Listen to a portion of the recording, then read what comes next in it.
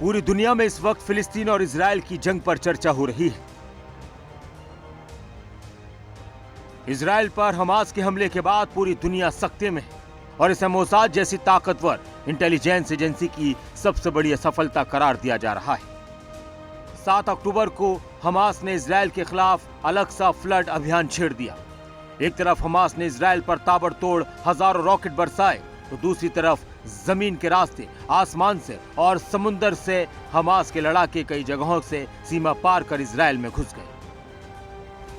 इस अचानक हुए हमले के बाद इजराइल के प्रधानमंत्री बेंजामिन नेतन्याहू ने हमास के खिलाफ जंग का ऐलान कर दिया। इजराइल ने हमास के खिलाफ अपने इस ऑपरेशन को खास नाम आयरन स्वॉर्ड का नाम दिया है। हमास के हमले और इजराइल के पलटवार के बाद से पूरे मिडिल ईस्ट में हालात तेजी से बदल रहे हैं। जहां एक तरफ हमास के हमले में सैकड़ों इजरायली मारे गए, तो वहीं इजराइल के जवाबी हमले में सैकड़ों फिलिस्तीनी मारे गए हैं। दोनों तरफ से अब तक 3000 से ज्यादा लोगों की मौत हो चुकी है। इस तनाव की स्थिति के बीच सऊदी अरब की मुश्किल ज्यादा बढ़ती नजर आ रही है। सऊदी अरब की कैबिनेट की अहम बैठक हुई, जिसमें गाजा और इजराइल मुद्दे पर चर्चा हुई। इस दौरान सऊदी अरब की तरफ से कहा गया कि फिलिस्तीनी लोगों के वैध अधिकार हासिल करने, सम्मानजनक जीवन जीने की कोशिश और उनकी उम्मीदों को पूरा करने और न्यायपूर्ण और स्थायी शांति की कोशिश में उनके साथ खड़ा रहेगा। क्राउन प्रिंस मोहम्मद बिन सलमान ने अंतर्राष्ट्रीय मानवीय कानूनों का पालन करने और आम नागरिकों को निशाना बनाने से बचने पर जोर दिया और कहा कि सऊदी अरब फिलिस्तीनियों के संघर्ष के साथ। सऊदी अरब के एक बयान के बाद अब ये इशारे मिल रहे हैं कि अमेरिका की मध्यस्थता में इजराइल से रिश्ते सामान्य करने की जो बातचीत हो रही थी, वो खटाई में पड़ सकती है। अमेरिका की कोशिश है कि मध्य पूर्व में, मिडिल ईस्ट में स्थायी शांति के लिए इजराइल और सऊदी अरब के बीच रिश्ते सामान्य हो जाएं। वो बीते कई सालों से सऊदी अरब और यूएई समेत मध्य पूर्व में अरब मुल्कों के साथ इजराइल के रिश्ते कायम करने की कोशिश में है। इस कोशिश में 2020 में यूएई, बहरीन, मोरक्को और सूडान ने इजराइल के साथ रिश्ते सामान्य किए थे। अमेरिका के पूर्व राष्ट्रपति डोनाल्ड ट्रंप की कोशिशों से हुए इस शांति समझौते को सदी का समझौता कहा गया था। लेकिन अमेरिका की बड़ी कोशिश ये थी कि सऊदी अरब को भी इस शांति समझौते में लाया जाए। इस पर बात आगे बढ़ती, लेकिन उससे पहले सऊदी पत्रकार जमाल खाशोग्जी की हत्या के बाद अमेरिका और सऊदी अरब के रिश्ते बिगड़े और अमेरिका की कोशिश एक तरह से ठंडे बस्ते में चली गई। फिर जुलाई 2022 को अमेरिकी राष्ट्रपति जो बाइडेन अरब के आधिकारिक दौरे पर गए, जिसके बाद इसे लेकर एक बार फिर चर्चा शुरू हुई। हालांकि बातचीत धीमी गति से चली, क्योंकि फिलिस्तीनियों के लिए इजराइल के रुख में बदलाव न आने की दलील देकर सऊदी अरब रिश्ते सामान्य करने की इस कोशिश में बातचीत रोकता रहा।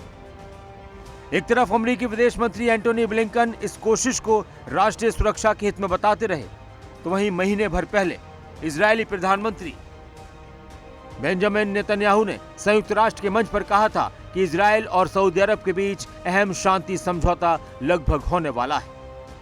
22 सितंबर को उन्होंने कहा था कि इस तरह का शांति समझौता अरब इजराइल संघर्ष को खत्म करने और अन्य अरब मुल्कों के साथ इजराइल के रिश्ते सामान्य करने को बढ़ावा देगा और इससे फिलिस्तीनियों के साथ शांति की संभावना भी बढ़ेंगी। लेकिन एक महीने के भीतर ही हमास के इजराइल पर अचानक किए गए हमले के बाद नेतन्याहू ने गाजा को घेरने का आदेश दिया और चेतावनी दी कि हम मध्य पूर्व की तस्वीर बदल देंगे, हमारे सुरक्षा बल वहां मौजूद आखिरी आतंकवादी को खत्म कर देंगे।